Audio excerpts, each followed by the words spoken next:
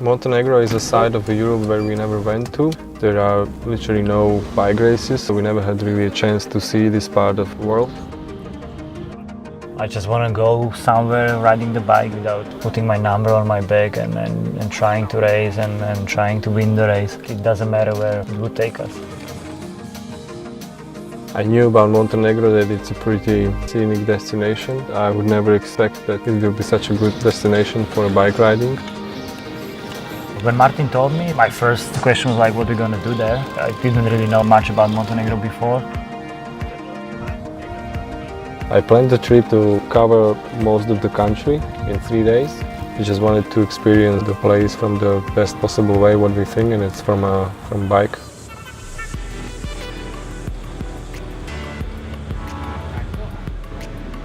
I wanted to have the first day around Kotor Bay, which is the holiday destination. When we left in the morning, I really enjoyed the road next to the sea, and I thought hopefully we're gonna stay the whole day here, just riding in the bay. But then it turned out we still have 20 kilometers uphill. It was a little bit sad to know we're gonna climb now for more than 1.5 hours, but you know, to be on the top of the climb, it was great to see Kotor from another perspective. As we proceed further up the climb, the roads start to be worse and worse. I think there where we both had, and Peter especially, had the first crisis of the trip. But once we overcome the crisis on the top of the climb, we realized it was all worth it, because the views were something that we totally didn't expect.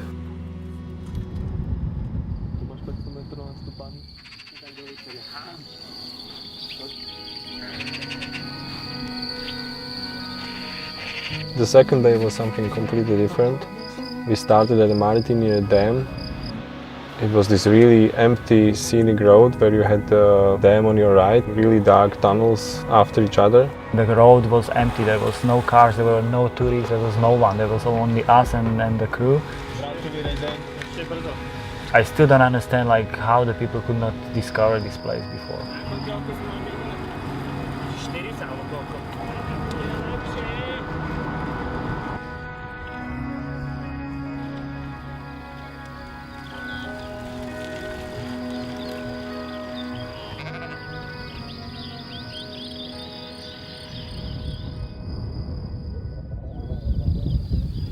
We proceed further to the mountains, direction Durmitor National Park. And halfway up the Sedlo Pass, we were stopped by the snow roadblock. As soon as we hit the snow on the road, I was so happy. We just stopped for a while and thinking what we're gonna do, because we need to turn around the crew because they were not able to pass it with the car, and I could finally breathe out the 15 kilometers climb we had in the legs already. But then at the end there was no cars. We needed to stop a couple of times, but anyway, it was a great ride in the end, and Sedlo Pass was beautiful.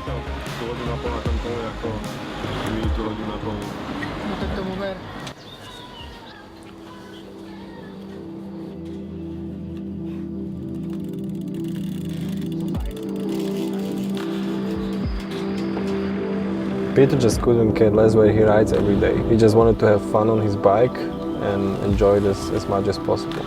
Martin is a real planning freak, and this trip was no exception. At the end it was the perfect mix, my planning and Peter's free spirit. We planned the last day to be the longest, as we added to the schedule a little detour through Albania, and that was, I think, the biggest surprise of the whole trip in Montenegro.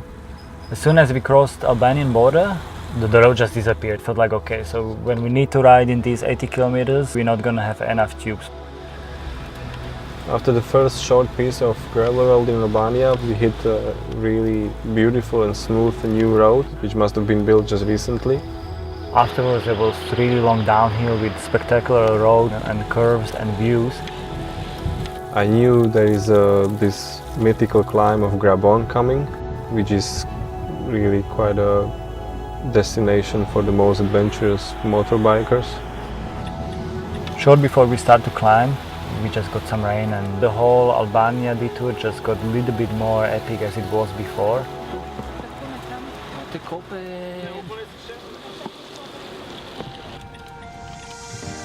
With this trip we had the opportunity to experience riding as it was before our cycling career. Without the pressure from the team or myself, just to go out on the bike and enjoy the day.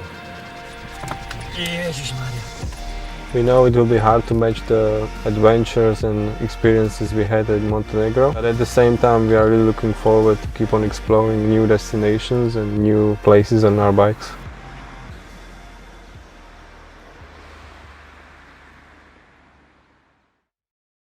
Chvíľku som zaspal, zase sa šuchol.